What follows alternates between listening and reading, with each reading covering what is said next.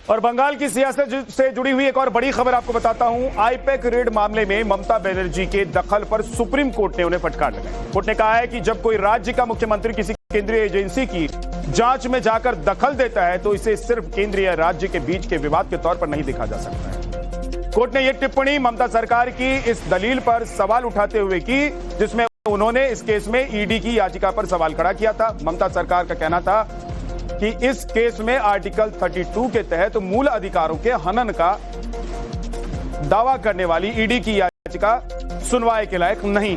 चूंकि ये राज्य बनाम केंद्र सरकार का मामला है, इसलिए इसमें आर्टिकल 131 के तहत याचिका दायर होनी चाहिए।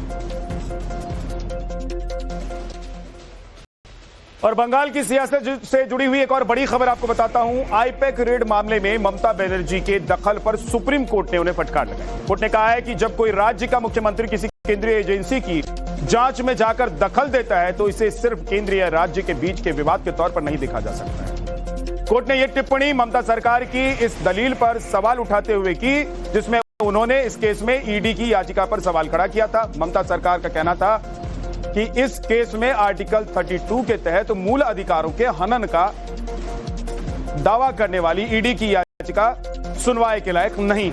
चूंकि ये राज्य बनाम केंद्र सरकार का मामला है, इसलिए इसमें आर्टिकल 131 के तहत याचिका दायर होनी चाहिए।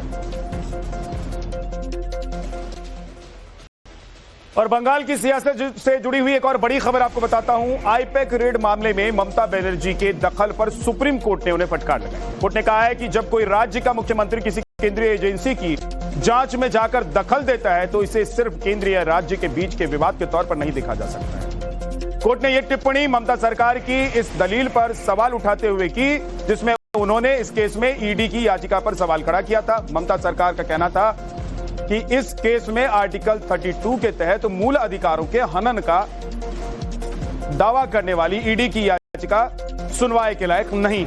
चूंकि ये राज्य बनाम केंद्र सरकार का मामला है, इसलिए इसमें आर्टिकल 131 के तहत याचिका दायर होनी चाहिए।